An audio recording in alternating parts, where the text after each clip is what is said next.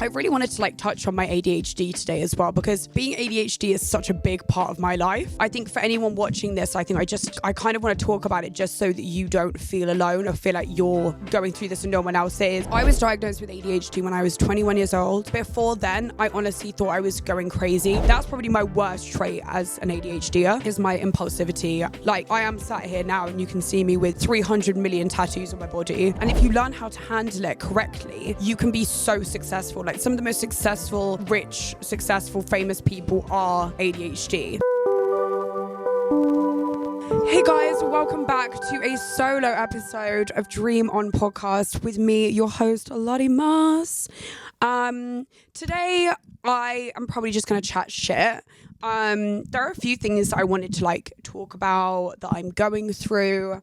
I recently filmed an episode about healing. And yeah, I mean, I really am going through such a stage of healing at the moment. I think I've dealt with so many different things in my life, from mental health, with my work, with my life, with my, with drugs, with alcohol, everything. And I really wanted to touch on my ADHD today as well, because being ADHD is such a big part of my life.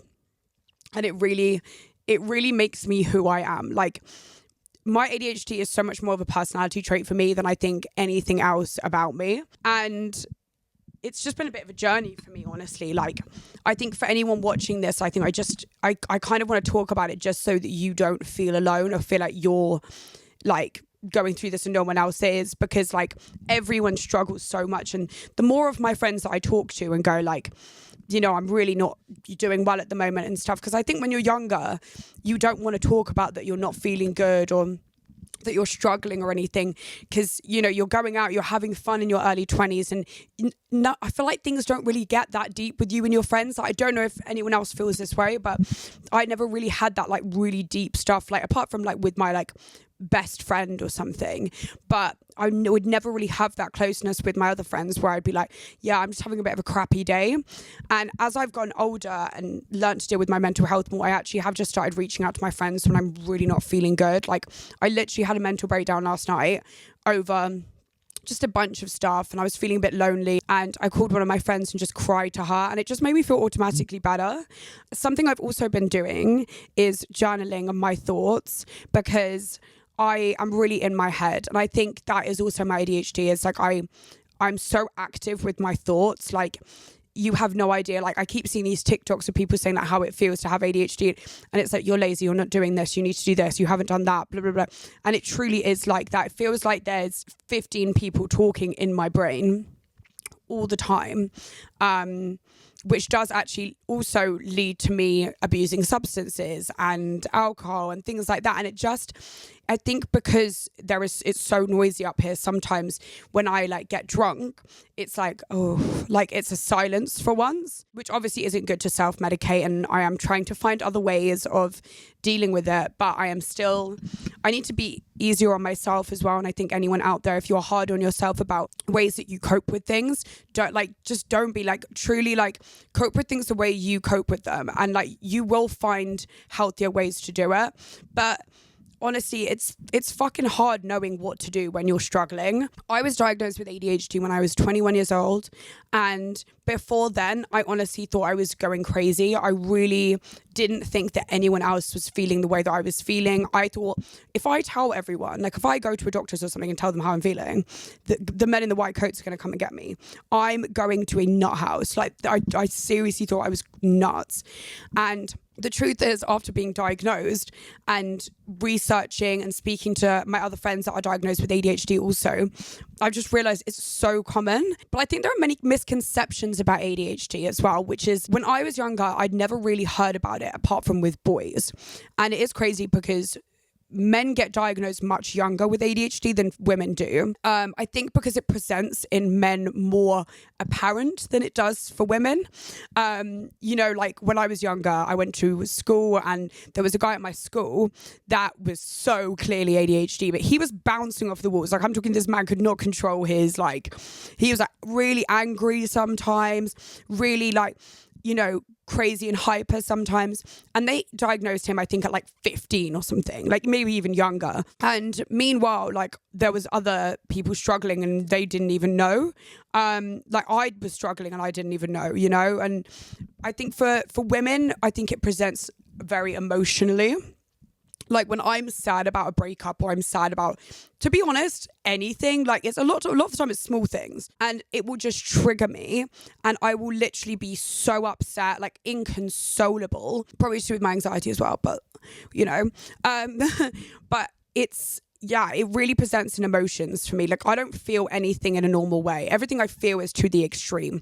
Like if I'm happy, I'm so happy I could like burst out my own skin. If I'm sad, I'm crying on the bathroom floor, I'm wailing. Like it's like I'm grieving a death. And like that's another thing with like my breakup. Like sometimes it feels like I'm literally grieving a death with some of the people that I date, and like some of the friendships that I've lost. Like it's really hard for me. I also deal with like rejection trauma, which is horrible.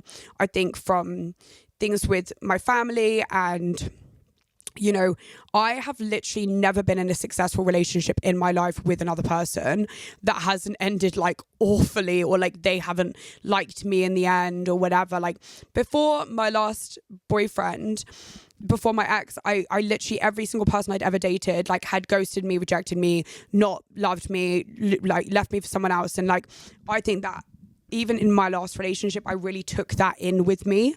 Like I think I held back a lot in my last relationship because of all the trauma that I'd felt from the last ones. Like I was scared, like if I get in deep on this one, then I mean, if he leaves me, I'm fucked. So I think I definitely held myself back to protect myself. And like I'm actually sad that I did that, and like in my next relationship I know now not to do that, and like I'll be more aware of it.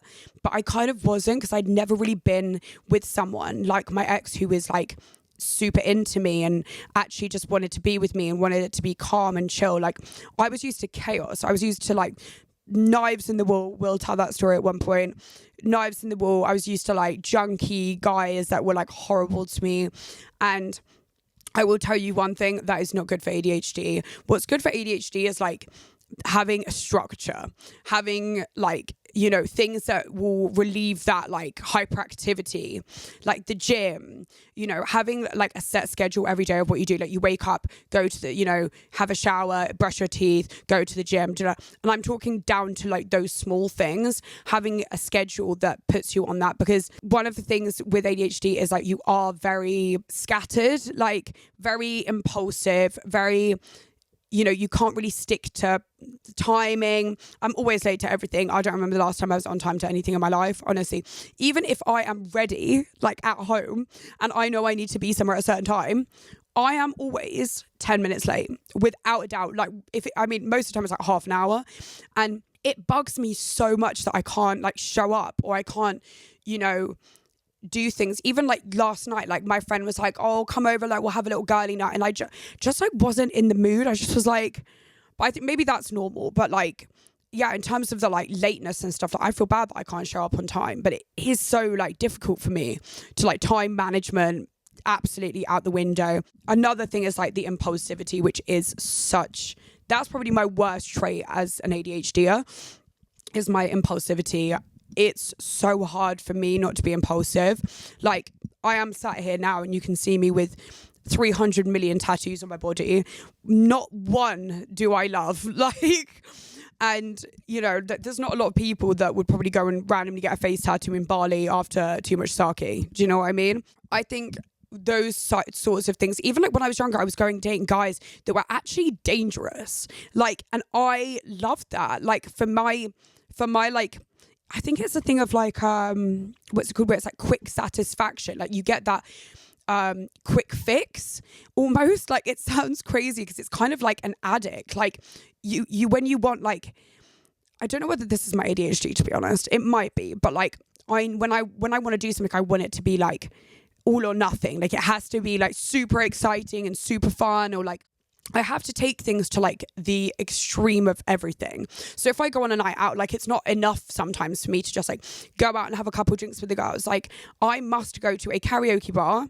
I must sing for 6 hours. I must go to a random person's house afterwards and then, you know, like stay up drinking till 7 a.m. Like that is so, it's so irrational. But like when I get in that zone, I'm like, I just need to like take it to the ground. It's like very detrimental, and I'm like, I honestly work on it every single day now, and especially now that I've gotten older and my priorities have changed and the people that I want to be around have changed. I think I'm like, I need to focus on myself and being the best version of myself so that I can attract the best human beings, the best opportunities for myself, because I know that I deserve it. But I have so many doubts in my brain where I just think like I'm not good enough, and it is like the ADHD that I'm not good enough, no one likes you, like you're, you know, not pretty enough, you're not skinny enough, you're not cool enough, you're not, you know, you don't dress but like good enough, the TikToks that you're doing aren't doing good enough. Like all of this is anxieties that I'm sure we all deal with, and it's so hard to not let that get to you sometimes, especially when you see what other people are doing on social media. Like it's so difficult to just go, whatever, like I'm doing me and that's good enough, like, because sometimes it just doesn't feel good enough. I think a big thing for me is my mental health really affects my relationships, and I need to start stopping. Okay, how do I say this? I need to start not letting it affect my relationships with people, because it is actually nobody else's problem. My brain is not functioning in the way that it should be. Like I need to be doing things to better my brain. And I know this doesn't seem like a huge like moment for like, you know, anyone. Like this isn't like, oh my God, what, like, did you not think about that before? But it's like, I actually didn't really. Like, I think when you find other ways to cope with it that are unhealthy, they sometimes feel better. But I've just seen how it's affecting my relationships. Like I lost a very, very good friend of mine. Not like she didn't die. We just aren't friends anymore.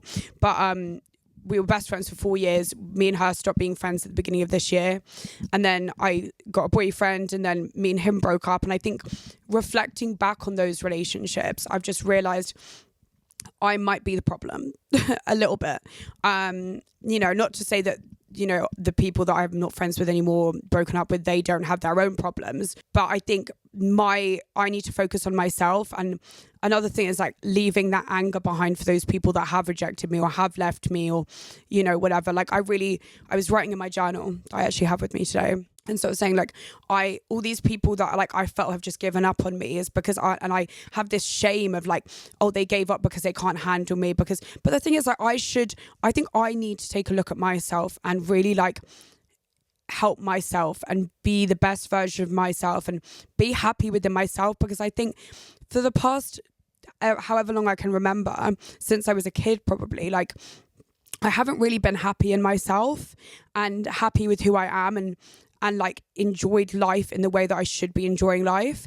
And it's affected obviously every relationship I've been in, friendship or otherwise, you know. It's affected my work, it's affected my friends, it's affected my friendships, my relationship, everything. And I just don't want it to anymore. Like I think if I'm gonna be the best version of myself, I really need to show up for myself first. And that means taking care of my mental health. That means, you know, looking for medication that's going to help me feel better, and, you know, yeah, going to the gym and looking the best I can, you know. I think this breakup has been a huge wake-up call for me, and this year has actually been a big wake-up call for me, and I've really sort of had those moments of like, am I living the right path? But like, in terms of my career right now, I couldn't be happier. I couldn't be happier with this podcast. I am like so grateful for everyone that watches this and loves it the way that I do.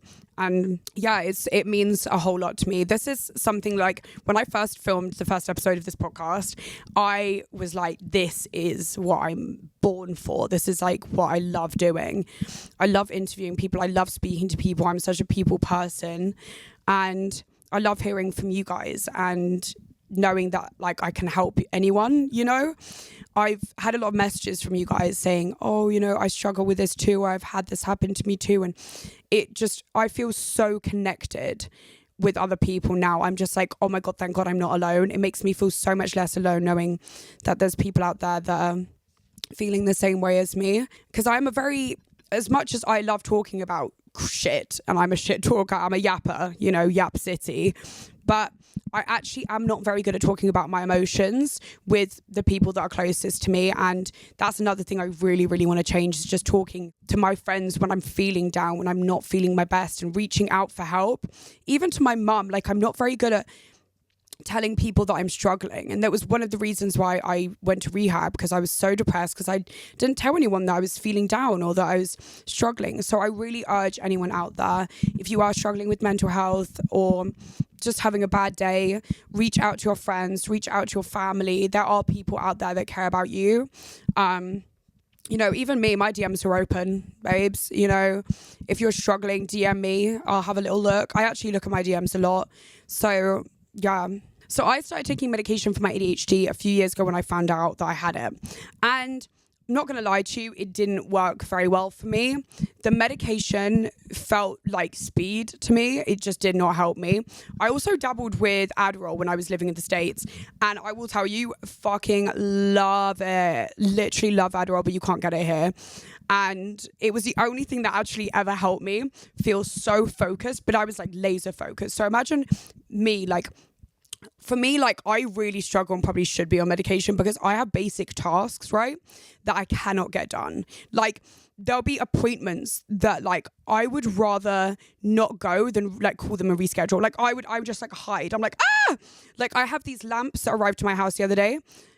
Tell me why they're broken. I need to send them back. Tell me why I can't bring myself to call the lamp company and go, I need new lamps. I literally have a tab open on my laptop. My brain is like, do it. And it just won't happen. And it frustrates me so much. And I know that the medication would help that. Like when I was on the Adderall, I was like, anything like color coordination. I would color coordinate like my whole wardrobe. That's how like focused it made me, like hyper, like proper focused. But I just didn't mesh well with the medication in the UK. And I've tried so many different ones and they just haven't helped. I've just felt more anxious. It's not really worked very well for me. It's affected my moods quite badly as well. And I'm very sort of manic depressive, I would say, like to the point with my emotions. So when I take a medication, and obviously it's hard for the first 2 weeks to get regulated to it, those 2 weeks, it's a battlefield for me. I feel like I'm in war. Like, it's horrible. Another thing that's really hard with ADHD is sleeping, because there are so many thoughts going on in an ADHD person's brain all of the time. And I'm talking oh, you need to do that. And then so say I'm in my house, it'll go, you need to go to the kitchen and do that. I'll get to the kitchen, forget about that, see something else, start doing that instead. It's so hectic in my brain that even when I go to sleep, or try to go to sleep, I actually normally put on a podcast or a TV show, because I literally, the voices in my brain, it's scary. But the voices are just so, it will be like, I'll start thinking about something embarrassing that happened to me like 10 years ago. I'll be like, oh my God, it'll be like my brain going, do you remember that? Do you remember when you did that? Do you remember when you tripped and fell and everyone laughed at you? Do you remember when your ex said that to you? Do you remember when your best friend said that you were a fat, ugly bitch? It's like shit like that will like get in your brain, and you'll just sit there for hours not being able to sleep. Obviously it sucks, but it's not the worst thing, I think. Like, I just listen to podcasts and watch TV, and then eventually I will fall asleep, and that's just my coping mechanism with it. Probably not the best one. I actually yesterday ordered like sleep gummies from the internet, because I was like, maybe these will work. There's so many things it affects. Another thing, interrupting people. The way when someone's telling a story and I know I can relate, I will explode if you don't let me tell the story. I'm like I need to say it. And I feel bad because interrupting is like, I know it's so rude, but I'll have someone telling a story and I'll be like, in my brain, I'll be going, that happened to you too, that happened to you too, that happened to you too. And I think because ADHD people, our attention is so fleeting that if we don't say it then, we'll forget about it. Like, so you're just busting to say something, and then if it doesn't yeah, if you can't say it, you're like, oh. But yeah, interrupting is a really big one for ADHDs. And I think it's so funny, like being in social situations, which you are 90% of your life, like having to consistently remind yourself, don't say anything, don't speak over them, don't, you know, you're going to be rude. Or like seeing the way that someone reacts to you telling a story, which is like, oh my God, like I need to tell you, and then they're like, why are you saying it? Like you're like on 10 like fucking grams of cat or like coke or some shit. Like it's fucking intense, bro. Like I swear to God, I like feel like I'm on like crack when I'm like telling a story sometimes, because I'm like, I get so excited about telling it to the other person, but they're probably sat there like, why is she screaming in my face, you know? Although on the upside, although there are cons, there are a lot of upsides to having ADHD. We are very creative people, and my therapist that I used to go to, she actually told me that it's like Limitless, if you've seen the film with Bradley Cooper, that you actually have so much going on in your brain that is quite good, and if you learn how to handle it correctly, you can be so successful. Like some of the most successful, you know, rich, successful, famous people are ADHD, and there are ways to handle it. Like my therapist was telling me she has like people that are CEOs come in with ADHD and don't know how to handle it, but we have just so many creative things going on in our brain. Like we have so many ideas, I think it is, that are going on in our brain that we flow with creativity. Like I've not met a lot of people that work in, what is it, sort of like the corporate worlds that have ADHD, but I do, when I meet an ADHD person, like I know it, and they're normally creative. So they do something artistic. All right, on to my favorite segment of the show, Bedtime Stories, which is where we read out your stories and give you my half-assed advice, because honestly, who am I to tell anyone how to live their life? But here we go. Hey Lottie, my boyfriend has a tattoo of his ex's name and refuses to get it removed because he says getting tattoos removed is too painful. We've been going out for 6 months now. I think it's fair he finally does this. What do you think? Zoe, I literally sat here right now. If you're on audio, you can't see, but if you're watching this on video, I've just gone and got my tattoos removed today. It takes a minute, but it's really not that painful. If he's managed to get the tattoos, he can get them removed. It's really not that different. And yeah, I think he should definitely get it removed. I have a tattoo of my ex's initials on me, and when I tell you, when we ended things, that was literally the first thing I did. I was like, right, I'm getting this removed straight away. So yeah, not sure about that. I would stress him getting that removed. Hey Lottie, my girlfriend still makes me wear a condom every time we have sex, and we've been together for 4 years.